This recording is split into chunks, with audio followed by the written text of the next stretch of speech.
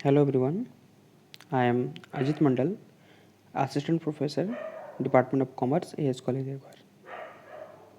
आज हम लोग फाइनेंशियल लिवरेज पढ़ेंगे और इसके रिगार्डिंग क्या क्या टॉपिक्स कवर करेंगे इस वीडियो में, ये रहा वो कंटेंट। फर्स्ट हम लोग बात करेंगे फाइनेंशियल लिवरेज का इंट्रोडक्शन का। दूसरा ट्रेडिंग ऑन इक्विटी क्या है, इसके बारे में जानेंगे। थर्ड हम लोग का होगा ऑपरेटिंग लिवरेज और फाइनेंशियल लिवरेज में क्या डिफरेंसेस है। और उसके बाद हमारा होगा डिग्री ऑफ फाइनेंशियल लिवरेज, उसका एग्जांपल। साथ में हम लोग ऑपरेटिंग फाइनेंशियल लिवरेज का भी एक एग्जांपल करेंगे और एक हम आप लोग के लिए एक क्वेश्चन रखे हुए हैं, वो आप लोग को बनाना है और कमेंट सेक्शन में कमेंट करना है। तो चलिए शुरुआत करते हैं। फाइनेंशियल लिवरेज, जैसे कि हम लोग पहले ही शुरू से जो लिवरेज का टॉपिक स्टार्ट हुआ तभी से हम लोग समझ रहे हैं कि लिवरेज वो फिक्स्ड कॉस्ट की वजह से अराइज होता है और ये जो फाइनेंशियल लिवरेज है ये अराइज होता है हमारा फिक्स्ड फाइनेंशियल कॉस्ट की वजह से। किसकी वजह से? फिक्स्ड फाइनेंशियल कॉस्ट की वजह से। और एक था फिक्स्ड ऑपरेटिंग कॉस्ट, उसकी वजह से हमारा ऑपरेटिंग लिवरेज अराइज होता था।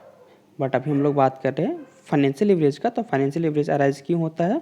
फिक्स्ड फाइनेंशियल कॉस्ट की वजह से हमारा फाइनेंशियल लिवरेज अराइज होता है। ठीक है, चलिए लिखा है financial leverage is related to changes in operating profit, changes in operating profit available to equity share holders on account of changes in EBIT. EBI यानी ईबीआईटी में चेंजेस होने की वजह से, ईबीआईटी में चेंजेस होने की वजह से शेयर होल्डर जो है, इक्विटी शेयर होल्डर है, उन लोगों को जो रिटर्न्स मिलेंगे उसमें जो चेंज होंगे, इस चीज़ का रिलेशन बताने के लिए फाइनेंशियल लिवरेज का यूज़ किया जाता है। आगे लिखा हमने financial leverage refers to the use of fixed financial cost. आप भी आप लोग को बताया फाइनेंशियल लिवरेज क्यों अराइज होता है? फिक्स्ड फाइनेंशियल कॉस्ट की वजह से।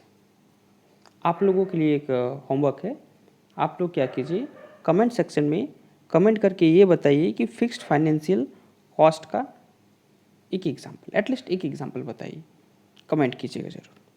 चलिए ये देखिए फाइनेंशियल लिवरेज का definition according to John Hampton क्या है? Financial leverage exist whenever a firm has debt or other sources of fund that carry fixed charges।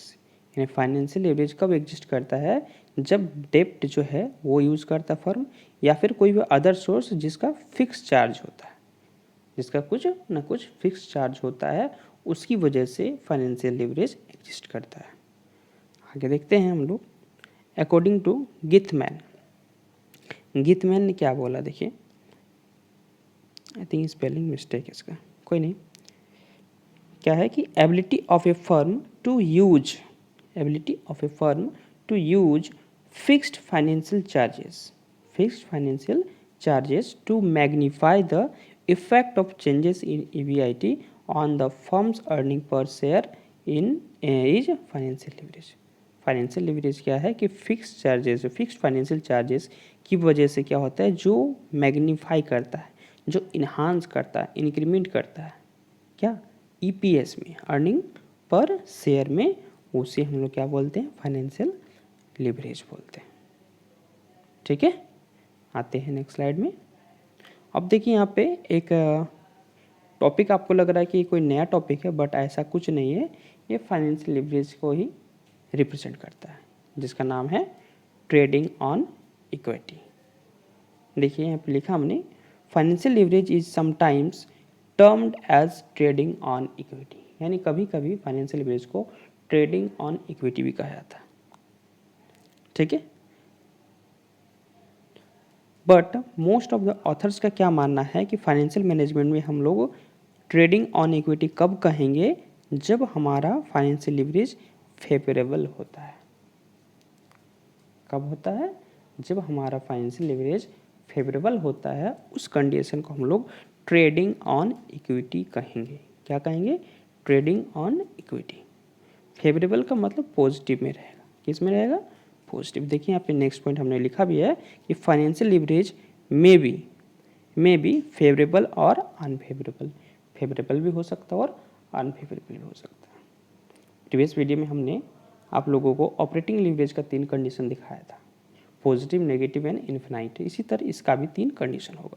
तो जब पॉजिटिव का केस होगा उसे हम लोग क्या कहेंगे, ट्रेडिंग ऑन इक्विटी कहेंगे। क्या कहेंगे, ट्रेडिंग ऑन इक्विटी। देखिए नेक्स्ट पॉइंट है, if the firms earnings, made होगा, mistake, made by the use of fixed interest bearing securities is more than their fixed cost. क्या होता है, क्या बोला जा रहा है कि जब हमारा फिक्स्ड जो इंटरेस्ट बियरिंग जो सिक्योरिटीज़ है उससे जो अर्निंग्स हो रहे हैं वो ज़्यादा है हमारे फिक्स्ड कॉस्ट हैं, तो ये सिचुएशन हम लोग बोलेंगे फेवरेबल फाइनेंशियल लिवरेज या फिर ट्रेडिंग ऑन इक्विटी। यानी फेवरेबल कब होगा, जब हमारा फिक्स इंटरेस्ट सिक्योरिटीज से जो हम उनको इंटरेस्ट मिल रहा है, जो हमें रिसीव हो रहा है, अर्निंग्स हो रहे हैं वो ज़्यादा हो रहे हैं उनके फिक्स्ड कॉस्ट के मुकाबले। इस सिचुएशन को हम लोग फेवरेबल फाइनेंशियल लिवरेज या ट्रेडिंग ऑन इक्विटी कहेंगे। यानी याद रखिएगा ये पॉइंट कि ट्रेडिंग ऑन इक्विटी कब कहेंगे, जब हमारा फाइनेंशियल लिवरेज पॉजिटिव होगा, फेवरेबल होगा, इस कंडीशन को ट्रेडिंग ऑन इक्विटी कहा जाएगा।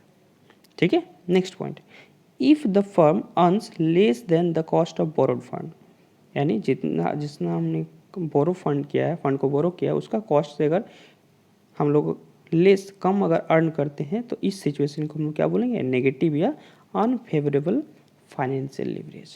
क्या कहेंगे, नेगेटिव या अनफेवरेबल फाइनेंशियल लिवरेज कहेंगे। तो मुझे उम्मीद है कि आप लोगों को ट्रेडिंग ऑन इक्विटी समझ में आया।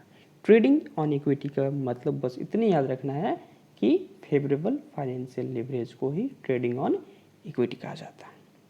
चलिए अब देखते हैं नेक्स्ट स्लाइड। नेक्स्ट स्लाइड में हमने फॉर्मूला रखा है, थोड़ा सा आगे पीछे हो गया।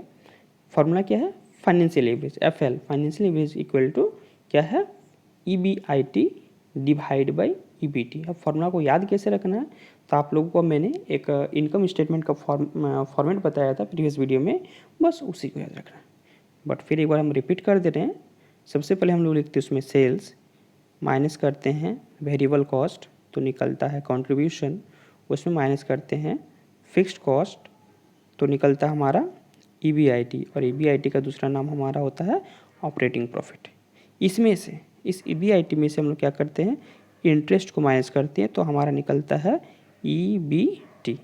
तो ये दोनों का रिलेशन, किन दोनों का, ईबीआईटी और ईबीटी का रिलेशन को बोला गया है फाइनेंशियल लिवरेज। और सी और ईबीआईटी यानी कंट्रीब्यूशन और ईबीआईटी का जो रिलेशन है उसको बोला जाता है ऑपरेटिंग लिवरेज। तो अभी हम लोग बात कर रहे थे फाइनेंशियल लिवरेज का, तो फॉर्मूला याद हो जाएगा ऑटोमेटिकली अगर आपको ये फॉर्मेट याद रहता है। तो क्या है, ईबीआईटी और ईबीटी का रिलेशन, यानी EBIT divide by EBT equal to financial leverage. ठीक है, चलिए अब हम लोग देख लेते हैं डिफरेंसेस। क्या देखते हैं, differences between operating leverage and financial leverage. Operating leverage और फाइनेंशियल लिवरेज में क्या क्या डिफरेंस है, और इसके बाद हम लोग एक एग्जांपल करेंगे और कुछ रिलेशंस देखेंगे।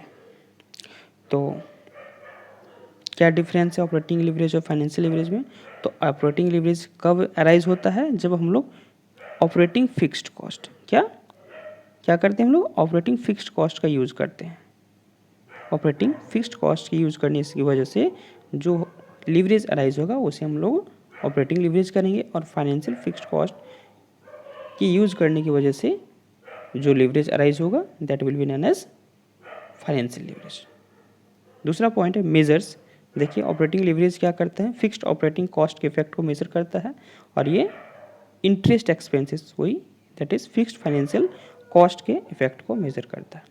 रिलेट्स, अब देखिए ऑपरेटिंग लिवरेज क्या होता है, सेल्स और ईबीआईटी के रिलेशन को बताता है, सेल्स और ईबीआईटी के रिलेशंस को। और फाइनेंशियल लिवरेज क्या करता है, ईबीआईटी और EPS that is earning per share और earning before interest and tax के रिलेशन को बताता है। ऑपरेटिंग लिवरेज क्या होता है, कंपनी के कॉस्ट स्ट्रक्चर को रिप्रेजेंट करता है। अच्छा, एक बहुत अच्छा पॉइंट है ये कि ऑपरेटिंग लिवरेज क्या करता है, कंपनी के कॉस्ट स्ट्रक्चर को रिप्रेजेंट करता है। और फाइनेंशियल लिवरेज क्या करता है, कैपिटल स्ट्रक्चर को रिप्रेजेंट करता है। जैसा कि हमने शुरू का वीडियो में इम्पोर्टेंस ऑफ लिवरेज में ये पॉइंट को हम लोग डिस्कस किए भी थे। कि ये कैपिटल स्ट्रक्चर डिसीजन लेने में भी बहुत हेल्पफुल होता है। तो कैपिटल स्ट्रक्चर के लिए कौन सा लीवरेज हेल्पफुल करता है? That is financial leverage. Next, preferable. आप लोगों को प्रीवियस वीडियो में मैंने बताया था कि ऑपरेटिंग लीवरेज क्या होता है, जब कम रहेगा तो हम लोग प्रीफर करते हैं, यानी ऑपरेटिंग लीवरेज कम रहेगा तो प्रॉफिट ज़्यादा रिप्रेजेंट करता है, और ऑपरेटिंग लीवरेज अगर हाई होगा प्रॉफिटेबिलिटी क्या हो जाएगा? लो हो जाएगा। यानी हम लोग प्रीफर कब करते हैं? जब हमारा ऑपरेटिंग लीवरेज लो होता है। लेकिन फाइनेंशियल लीवरेज में जस्ट इसका उल्टा होगा। उल्टा मतलब जब हमारा फाइनेंशियल लीवरेज ज़्यादा होगा तब हम लोग प्रॉफिट ज़्यादा अर्न करेंगे। यानी हम लोग प्रीफर कब करेंगे? जब हमारा फाइनेंशियल लीवरेज ज़्यादा होगा। ठीक है। नेक्स्ट पॉइंट हमारा है फॉर्मूला। देखिए, degree of operating leverage DOL formula क्या है? कंट्रीब्यूशन डिवाइड बाई, सॉरी यहाँ पे DOL लिखने की जरूरत नहीं था, सिर्फ नॉर्मल लिखने की जरूरत था। ऑपरेटिंग लीवरेज, ऑपरेटिंग लीवरेज का फॉर्मूला क्या है? C divide by EBIT। जैसे कि मैंने आपको प्रीवियस स्लाइड में समझाया भी कैसे फॉर्मूला आया, याद कैसे करना है।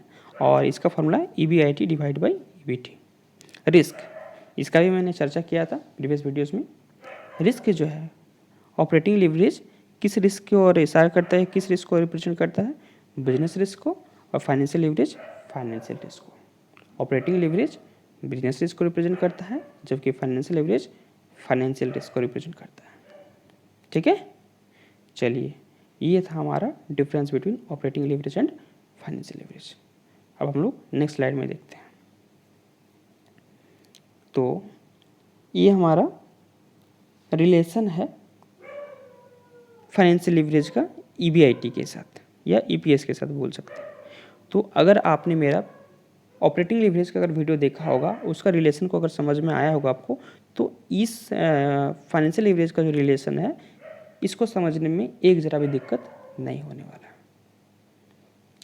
और इस चीज़ को समझाने के लिए मैंने कोई अलग एग्जांपल नहीं लिया, जैसा कि मैंने ऑपरेटिंग लीवरेज के टाइम लिया था। उसी चीज़ को हम डायरेक्टली यहाँ पे समझाने का कोशिश कर रहे हैं। इसमें क्या होगा, अगर फाइनेंशियल लीवरेज हमारा पॉजिटिव होता है, या फाइनेंशियल लीवरेज पॉजिटिव कब होगा? जब लिखा है EBIT level is more then financial fix charges. यानी फाइनेंशियल फिक्स चार्ज, यानी फाइनेंशियल फिक्स्ड कॉस्ट जो है, उससे जब हमारा EBIT ज़्यादा होगा, वो उस टाइम हमारा फाइनेंशियल लीवरेज पॉजिटिव होगा। ठीक है। साथ में ये भी लिखा है EPS earning per share will change in the same direction as EBIT। यानी इस कंडीशन में क्या होगा? EPS जो है EBIT के डायरेक्शन में चेंज होगा। यानी वो पॉजिटिव होगा तो ये भी EPS भी क्या होगा? पॉजिटिव को रिप्रेजेंट करेगा। दूसरा चीज़, फाइनेंशियल लीवरेज इनडिफिनाइट या इन्फिनाइट कब होता है? अनडिफाइंड या इन्फिनाइट कब होता है? जब हमारा फाइनेंशियल ब्रेक इवन पॉइंट होगा। जब हम लोग ऑपरेट करेंगे इसमें फाइनेंशियल ब्रेक इवन पॉइंट में, उस कंडीशन में हमारा फाइनेंशियल लीवरेज इन्फिनाइट होगा। और ये कब होगा? No profit no loss point के कारण, यानी ब्रेक इवन पॉइंट के कारण। फाइनेंशियल लीवरेज नेगेटिव कब होगा? या नेगेटिव जब होता है तब क्या होता है? तो EBIT क्या होता है? लेस होता है, कम होता है। किससे? फाइनेंशियल फिक्स कॉस्ट से, फाइनेंशियल फिक्स चार्जेस से हमारा जब EBIT कम होता है, उस कंडीशन में हमारा फाइनेंशियल लीवरेज क्या होगा? नेगेटिव होगा। और जब ये नेगेटिव होगा तो हमारा EPS that is earning per share, ये भी क्या होगा? नेगेटिव होने वाला है। चलिए अब देखते हैं नेक्स्ट स्लाइड। तो ये चीज़ को बताया गया है। और एक चीज़ है यहाँ पे, और एक रिलेशन वही सेम चीज़ कि नो फिक्स्ड फाइनेंशियल कॉस्ट, यानी फिक्स्ड फाइनेंशियल कॉस्ट नहीं है तो फाइनेंशियल लीवरेज नहीं होगा। क्योंकि हमने पहले बताया कि जब लीवरेज का बात करते हैं तो फिक्स्ड कॉस्ट का बात करते हैं, बट फाइनेंशियल लीवरेज का बात करेंगे तो उसके लिए फाइनेंशियल फिक्स्ड कॉस्ट का होना ज़रूरी है। अगर ये रहेगा तो ही हमारा फाइनेंशियल लीवरेज होगा। अगर फाइनेंशियल फिक्स्ड कॉस्ट नहीं है तो फाइनेंशियल लीवरेज नहीं होगा। अगला है हायर फिक्स्ड फाइनेंशियल कॉस्ट अगर रहेगा तो हायर फाइनेंशियल लीवरेज होगा। ठीक है। दूसरा, third point, when EBIT is higher than financial break even point. जब फाइनेंशियल ब्रेक इवन पॉइंट से EBIT ज़्यादा होगा तो हमारा फाइनेंशियल लीवरेज क्या हो जाएगा? पॉजिटिव होगा। EBIT financial EBIT break even point, financial break even point से जब EBIT ज़्यादा होगा तब हमारा फाइनेंशियल लीवरेज क्या होगा? पॉजिटिव होगा। और जब हमारा फाइनेंशियल ब्रेक इवन पॉइंट से EBIT कम होगा, उस समय हमारा फाइनेंशियल लीवरेज क्या होगा? नेगेटिव होगा। और जब हमारा फाइनेंशियल जो है EBIT जब break even point financial break even point के इक्वल होगा तब हमारा फाइनेंशियल लीवरेज क्या होगा, इनफिनाइट होगा। क्या होगा, इनफिनाइट होगा। चलिए अब नेक्स्ट स्लाइड है और यहाँ पे हमने एक क्वेश्चन रखा है, थोड़ा सा अरेंज करने में आगे पीछे हो गया बट कोई बात नहीं, सारी चीज़ें एक ही जगह पे हैं, आपको समझ में एक एक करके आ जाएंगे, क्लियर हो जाएंगे सारी चीज़ें। चलिए क्वेश्चन हमारे सामने है। क्वेश्चन है कि हम लोग को फाइनेंशियल लीवरेज कैलकुलेट करना है और कुछ इन्फॉर्मेशन दी है, दैट इज़ इंटरेस्ट। इंटरेस्ट मतलब हमारा हो गया ये कॉस्ट है आपका, ये डेब्ट का आपका इंटरेस्ट दिया हुआ है सेल से 1000 यूनिट और इसका जो आपका वैल्यू दिया है वो है 80,000 रुपये, वेरिएबल कॉस्ट है 25,000 रुपये और फिक्स्ड कॉस्ट है 20,000 रुपये। तो कैलकुलेट करते हैं हम लोग, इनकम स्टेटमेंट बनाएंगे। क्वेश्चन नंबर हमारा 1 है। चलिए यहाँ लिखते हैं हेडिंग कैलकुलेशन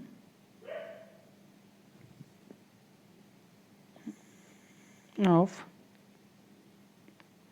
फाइनेंशियल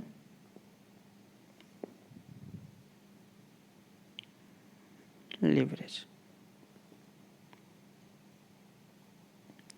सेल्स हमारा दिया हुआ है, यानी इनकम स्टेटमेंट हम लोग बना रहे हैं। सेल्स है, ये भी लिखते हैं 80,000 रुपये, माइनस करते हैं हम लोग वेरिएबल कॉस्ट निकलता है कंट्रीब्यूशन, लेस करते हैं फिक्स्ड कॉस्ट निकलता है हमारा EBIT, फिर माइनस करते हैं इंटरेस्ट तो हमारा निकलता है EBT। चलिए वेरिएबल कॉस्ट हम लोग को दिया है 25,000, माइनस कर देंगे तो आएगा 55,000 रुपये। फिक्स्ड कॉस्ट हमारा 20,000 है, ये हो जाएगा 35,000 रुपये और इंटरेस्ट हमारा है 6,000, ये माइनस कर देंगे तो ये हमारा हो जाएगा EBT 29,000 रुपये। इतना तो हमने कैलकुलेट कर लिया। अब हम लोग को क्या निकालना है, फाइनेंशियल लीवरेज। कुछ नहीं करना है, EBIT और EBT का रिलेशन कर देना है। EBIT और EBT का रिलेशन कर देंगे तो हमारा फाइनेंशियल लीवरेज निकल जाएगा। फॉर्मूला हो जाएगा EBIT divide by EBT। EBIT हमारा है 35,000 और EBT है हमारा 29,000। कैलकुलेट करेंगे तो ये आएगा 1.2। ठीक है, तो ये हम लोग का निकल गया फाइनेंशियल लीवरेज। वैल्यू कितना है 1.20। जैसा कि मैंने पहले आप लोगों को बताया कि फाइनेंशियल लीवरेज का वैल्यू जितना ज़्यादा होगा बिजनेस के लिए उतना ही अच्छा माना जाएगा। ठीक है, चलिए आप लोग के लिए मैंने एक क्वेश्चन रखा हुआ है, क्वेश्चन का स्क्रीनशॉट ले लीजिए। क्वेश्चन में 3 कंपनी का या 3 प्लान दिए हैं, आपको बताना है कि कौन सा प्लान, तीनों का तो लीवरेज कैलकुलेट करना है और आपको बताना है कि कौन सा प्लान ज़्यादा अच्छा रहेगा। ज़्यादा अच्छा कौन रहेगा वो हम हिंट दे रहे हैं आप लोग को, जिसका फाइनेंशियल लीवरेज वैल्यू जो ज़्यादा आएगा वो ज़्यादा अच्छा माना जाएगा। ठीक है, चलिए आते हैं नेक्स्ट स्लाइड में। अब हम लोग बात करेंगे डिग्री ऑफ फाइनेंशियल लीवरेज। अगर आपको फाइनेंशियल लीवरेज तक अगर सारा चीज़ क्लियर हो गया तो डिग्री ऑफ फाइनेंशियल लीवरेज समझने में किसी प्रकार का दिक्कत नहीं होगा। तो डिग्री ऑफ फाइनेंशियल लीवरेज क्या होता है, तो ये एक रेशियो है, एक रेशियो है या रिलेशन है किसके बीच, percentage change in EBT and percentage change in EBIT। इन दोनों के बीच के रिलेशन को हम लोग डिग्री ऑफ फाइनेंशियल लीवरेज बोलते हैं। कभी कभी क्या होता है, कुछ ऑथर्स का मानना होता है कि इसको इस प्रकार ने थोड़ा सा चेंज कर दिखा है। चेंज करके मतलब ये EBT और EBIT के जगह ना होके EPS और EBIT का रिलेशन को शो करता है, that is percentage change in EPS divide by percentage change in EBIT। तो हमारा निकलेगा डिग्री ऑफ फाइनेंशियल लीवरेज। वैसे कोई दिक्कत नहीं है, बट दोनों हम लोग सीख लिए, दोनों फॉर्मूला को जान लेंगे तो ज़्यादा अच्छा रहेगा। ठीक है, अब देखते हैं नेक्स्ट स्लाइड में। नेक्स्ट स्लाइड में ये देखिए, इसके एक आप लोग के सामने एक क्वेश्चन है, इस क्वेश्चन को हम लोग सॉल्व करेंगे और कैलकुलेट करना है हम लोग को क्या इसमें ईबीटी, एक मिनट, कैलकुलेट करना है ईबीटी जो है परसेंटेज चेंज इन ईबीटी, ये कैलकुलेट करना है, यानी फाइनेंशियल लीवरेज हम लोग को पहले से दिया हुआ है और ईबीटी का कैलकुलेशन करना है। तो चलिए करते हैं। तो लिखते हैं हम लोग, एक मिनट, क्वेश्चन नंबर 3 है, इसको सॉल्व करेंगे। दिया हम लोग को फाइनेंशियल लीवरेज FL 2.25, ठीक है। अगला दिया है percentage change in operating profit, change in operating profit, या फिर उसका दूसरा नाम है EBIT, खुद दे दिया है। कितना दिया 10%। इंक्रीज डिक्रीज ये क्या शो करता है, चेंज को शो करता है। चेंज में दोनों आ जाता है, इंक्रीज भी हो सकता है और डिक्रीज भी हो सकता है। आगे हम लोग को निकालना क्या है, percentage change in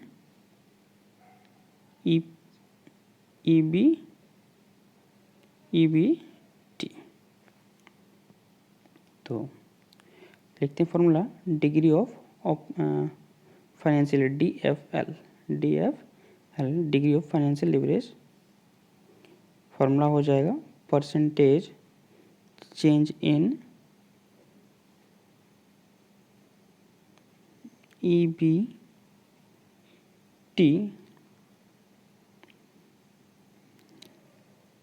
divide by